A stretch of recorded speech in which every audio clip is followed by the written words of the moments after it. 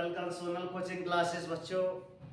मैं आज आपके समक्ष उपस्थित हूँ सेंटेंस सेंटेंस में आपका पार्ट बी पढ़ाएंगे। आज पार्ट बी में क्या होगा, यहाँ पे पिछले हमने उसमें बताए थे वीडियो पे, आपने देखा होगा इंग्लिश ग्रामर में आओ अंग्रेजी सीखे जीरो टू हीरो लेवल। तो द सेंटेंस में हम इसके पहले हमने सेंटेंस के 5 पार्ट बताए थे और उनकी प्रैक्टिस भी कराए थे। यदि आपने पिछली वीडियो नहीं देखे तो आप रिवाइज कर सकते हैं। इसमें डिस्क्रिप्शन बॉक्स में लिंक डली होगी या यूट्यूब चैनल में आप देख लेंगे तो सारी वीडियो आप यहाँ देख सकते हैं, इसकी पिछली वीडियो। तो आज चलते हैं, देखिएगा टॉपिक क्या है, पार्ट ऑफ अ सेंटेंस अर्थात वाक्य के भेद। वाक्य के भेद पढ़ने के पहले चलते हैं एक छोटे से सुविचार पे। देखिएगा सुविचार है क्या, सुविचार यहाँ पे लिखा हुआ है, हंसते रहो मुस्कुराते रहो। नहीं कहते कि अपने बागेश्वर धाम सरकार वाले कि 1 मिनट की स्माइल से, चुटकी भर या फिर कुछ क्षण की स्माइल से आप इतनी सुंदर दिख सकते हैं, तो जिंदगी और मुस्कुराने से बताइए कितना अच्छा होगा, है ना। तो उसी का छोटा सा रूप मैं भी लेकर आया हूँ, हंसते रहो मुस्कुराते रहोगे क्योंकि जिंदगी ना मिलेगी दोबारा। अब दोबारा जिंदगी चाहिए तो कैसे, कुछ लगता होगा, नहीं लगता, तो कोई बात नहीं। चलिए देखिए, हम बताते हैं कि ये हमारा जो जीवन है एक प्रकार, इसमें भी गणित का, अपन तो गणित के मास्टर हैं, गणित का ही रूल बताएंगे, ठीक है ना। तो गणित के साथ साथ इंग्लिश भी चलती है, कोई बात नहीं। तो गणित में हम पढ़ेंगे 7 का पहाड़ा। किसका? 7 का पहाड़ा। 7 का पहाड़ा क्या होता है? 7 7 एकम 7 7 दूनी 14 7 तिया 21, या फिर इंग्लिश में 7 1 जा 7 7 2 जा 14 7, ठीक है, चलता है। तो यहाँ भी 7 का हमने टेबल लिख दिया है। सुविचार बड़े ध्यान से सुनना बच्चों। 7 एकम 7 7 दूनी 14 7 तिया 21 7 चौको 28 7 पना 35 7 6 42 7 7 49 7 8 56 7 9 63 7 धाम 7। ओके ओके, यहाँ पे देखो, यदि अपन मान लें तो जब हम 7 का पहाड़ा पढ़ते हैं तो 7 साल में समथिंग अपना बचपन समाप्ति की हो। 7 साल में बचपन, फिर 14 साल के जब होते हैं तो आपकी क्या हो जाती है, जवानी शुरू हो जाती है, ठीक है। फिर 21 साल में आपकी क्या हो जाएगी, शादी की रिश्ते आने स्टार्ट हो जाते हैं।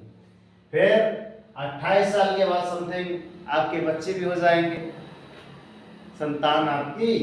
फिर उसके बाद जब संतान हो जाएगा तो एक प्रकार से क्या आपका परिवार बन जाएगा। तो 35 साल समथिंग हो जाएंगे आपके, क्या जब 35 की उम्र हो जाएगी तो आ जाएगा सुखी संसार। दुनिया आपको अच्छी लगने लगेगी, वाओ हमारी भी एक फैमिली है।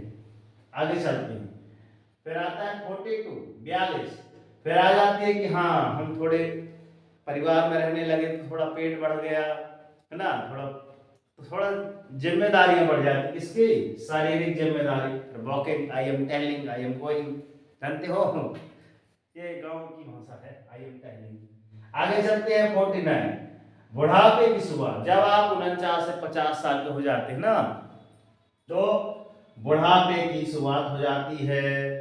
उसके बाद आपका 56, यदि आप किसमें रहते हैं, नौकरी में, 7 8 56।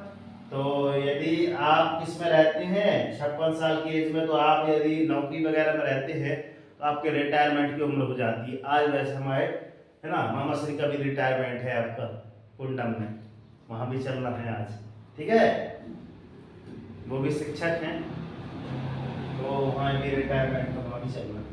बताओ कितना इसलिए बोले थे रेशमा कि कर लेंगे, पर बाद में पढ़ाएंगे, ठीक है ना। तो कोई बात नहीं, चलते हैं। यहाँ पे लिखा है, फिर क्या लिखा है, 63 की उम्र। जब आपकी कितनी 63 की उम्र पहुंच जाती है तब आपकी लिखा है षष्ठी पूर्ति के कार्यक्रम। तो आप भी बताइएगा षष्ठी पूर्ति के कार्यक्रम क्या है, कमेंट बॉक्स में आपका इंतजार रहेगा। फिर लिखा है 70, तो संसार से विदा लेने का समय आ जाता है। तो ये रहा आपका 7 का पहाड़ा। जो 7 का पहाड़ा है इसलिए बोलते हैं दोस्त कि हंसते रहो मुस्कुराते रहो क्योंकि जिंदगी ना मिलेगी दोबारा, ठीक है। जिंदगी दोबारा ना मिलेगी, यही समथिंग आपके जीवन के स्टेज बाय स्टेज रहते हैं। इस प्रकार हमने एक प्रकार से समझाया आपको। कैसा रहा? ठीक है, अच्छा रहा तो तुरंत लाइक जरूर कीजिए। चलते हैं हम, आओ अंग्रेजी सीखें बिल्कुल जीरो से। जीरो टू हीरो लेवल आपका इंग्लिश है। इंग्लिश ग्रामर हम पढ़ा रहे हैं, लेसन 2 है यहाँ पे बी पार्ट। बी पार्ट में आपका पार्ट ऑफ अ सेंटेंस, वाक्य के भेद। तो यहाँ पे देख सकते हैं कि PART OF ऑफ होता है, PART पार्ट होता है, ए यहाँ पे आ भी पढ़ सकते हैं इसको, और सेंटेंस SENTENCE सेंटेंस। हमने यहाँ पे हमेशा इस नियम को फॉलो किया है कि हम पहले बताते हैं अंग्रेजी, फिर उच्चारण, फिर है आपका हिंदी। इसमें भी बताए हैं, इसकी वीडियो आपको यहाँ डिस्क्रिप्शन बॉक्स में मिल जाएगी। चलते हैं अब इस पार्ट पे कि फर्स्ट जो आपके आते हैं, पहला है आपका SUBJECT। क्या हुआ आपका? सब्जेक्ट। PART क्या हुआ? पार्ट। तो यहाँ पे सब्जेक्ट पढ़ना था आपको, क्या लगता है? उद्देश्य। अर्थात आपको इसको दो भागों में डिवाइड कर सकते हैं। पहला भाग आपको क्या हो गया? उद्देश्य। दूसरा भाग क्या हो गया आपका? विधेय हो गया। तो विधेय को इंग्लिश में क्या बोलते हैं? सेकंड पार्ट PREDICATE क्या हो गया आपका? इसका प्रेडिकेट। और PART मींस होता है आपका पार्ट। तो यदि प्रत्येक भाग में, यदि पार्ट को अगर दो भागों में डिवाइड करके देखें, तो पहला भाग आपका क्या निकल के आता है? आपका क्या निकल के आता है? उद्देश्य। और दूसरा आपका क्या होता है?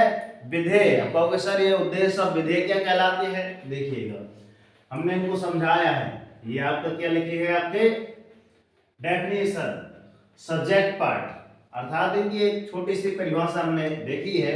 अभी एग्जांपल यहाँ पे देंगे तो अपने आप समझ में आ जाएगा कि हाँ सर आप ये बोल रहे थे, हमारे समझ में आ गया। ध्यान से देखिएगा, यहाँ पे लिखा है सब्जेक्ट पार्ट, अर्थात उद्देश्य क्या कहलाता है?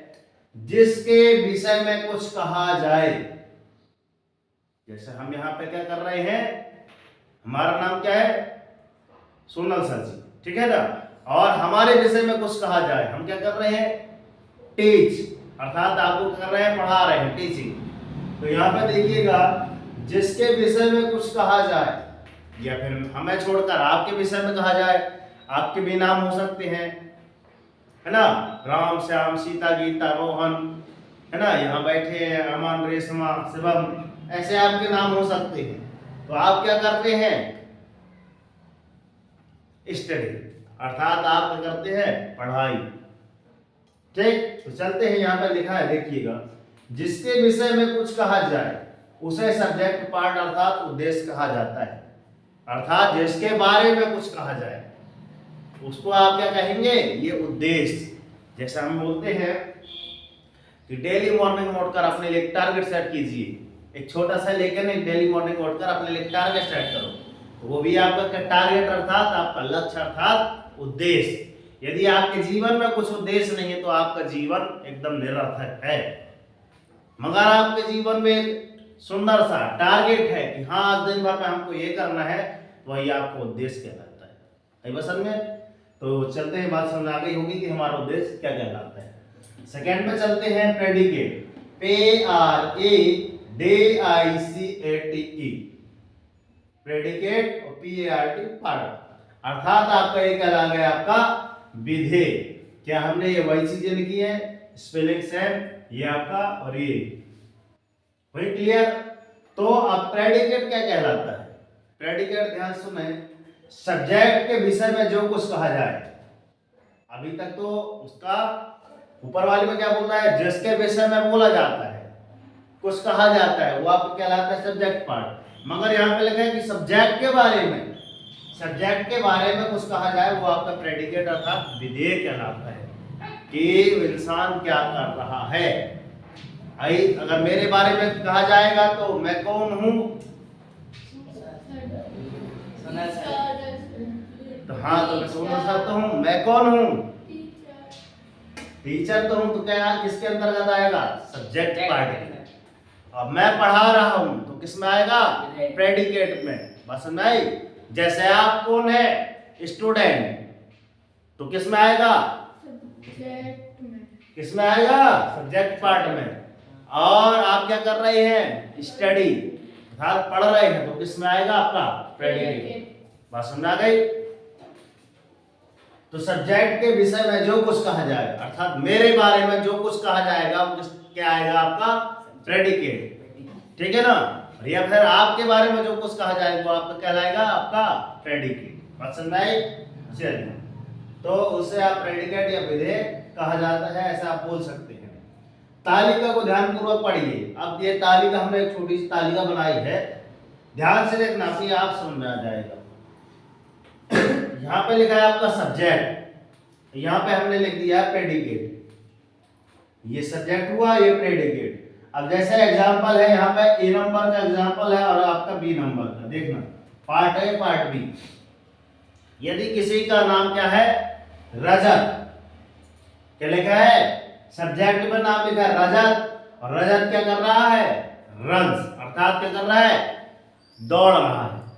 तो किसी का नाम सब्जेक्ट आएगा और जो काम कर रहा है, क्या काम कर रहा है, दौड़ रहा है, वो क्या आएगा आपका, प्रेडिकेट। बात समझ में आई, समझ आई ना। चलिए, अब देखो आप एक नाम आ गया, लिखा है शिवम, लिखा है, तो ये शिवम लिखा है और शिवम क्या कर रहा है, प्लेज। तो शिवम अर्थात किसी बच्चे का नाम है शिवम, और ये प्लेज अर्थात क्या कर रहा है, खेल रहा है ना। तो उसके काम को दर्शाया गया है।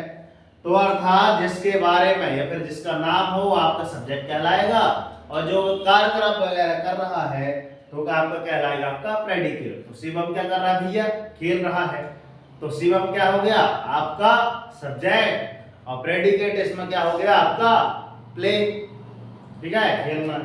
बी में चलते हैं, ये तो हो गए नाम के आधार पे 12।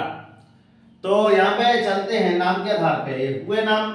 आप अपने नाम लिख लेना, आपका जो नाम है ना। किसी का नाम राम होगा, किसी का चांदनी होगा, किसी का पलक होगा, है ना, ढेर सारे होंगे, किसी का साक्षी होगा, अमन होगा, ऐसे ढेर सारे नाम आ सकते हैं, श्रेयांश, प्रियांश। अब चलते हैं इसके आधार पे, ये तो हुआ संज्ञा, किसी व्यक्ति, स्थान, जाति, भाव के नाम को संज्ञा कहते हैं। और हमने ऐसा पढ़ाई दी है संज्ञा की परिभाषा इंग्लिश में, कैसे पढ़ाई है, noun is the name of नौवा, हिज वर्क ऑफ घर घर बुलाऊगा, ठीक है। चल, तो उसके बाद संज्ञा के स्थान पर जो शब्द प्रयोग में आते हैं वो आपके कहलाते हैं सर्वनाम। तो यहाँ पे एक प्रकार से देखिए, अभी तक तो हम नाम से पुकार रहे थे, आप क्या कहेंगे, रजत ना बोलेंगे, रजत को हमने क्या बोल दिया, ही अर्थात वह, मतलब वो भी कोई है, व्यक्ति है, वह क्या कर रहा है, LAUGHS, अमन। अब भी हमने कहा था कि एक सेकेंड भी अगर स्माइल लाते हैं तो बताओ आपका चेहरा कितना अच्छा लगता है, आप कितने अच्छे लगते हो। आप भी एक बार करके देखें, ज्यादा ना करके देखें, लोग क्या कहेंगे, पागल हो गए, है ना। तो ही अर्थात वह, हम यहाँ पे लिख देते हैं ही अर्थात वह, ठीक है। और लाफ मतलब आपका मुस्कुराने या हंसना, तो वह क्या कर रहा है, हंस रहा है। तो ही आपका क्या आ जाएगा, आपका सब्जेक्ट, और लाफ आपका क्या जाएगा, आपका प्रेडिकेट। बात में आ गई समझ, नहीं आई समझ, अगली देखो और समझ आ गई। वी, अब अपनी सब की बात, वी मतलब हम सब, वी मतलब हम सब की बात आ गई, हम, ठीक है। और DANCE, कौन सा गाना है, नृत्य कर रहे हैं, हम सब के कर रहे हैं, नृत्य कर रहे हैं, अर्थात नाच रहे हैं। किसमें आ जाएगा, वी मतलब हम, किसमें आ जाएगा आपका सब्जेक्ट में, वो क्या कर रहे हैं, डांस, अर्थात आपका प्रेडिकेट। तो कैसी रही वीडियो अवश्य बताएं, अच्छी रही हो तो तुरंत लाइक सब्सक्राइब करके नोटिफिकेशन अवश्य ऑन कर लें। और दोस्त इस चैनल पर नए हैं तो और ढेर सारी इससे रिलेटेड वीडियो हैं, आप जरूर देखें एक बार। तो दोस्त हम तो हमेशा यही बोलते हैं कि दोस्त की कर दिखाओ ऐसा कि दुनिया करना चाहे आपके जैसा। आवाज नहीं है। उठो जागो संघर्ष करो, तब तक नहीं रुकना जब तक कि आपको आपका लक्ष्य ना मिल जाए।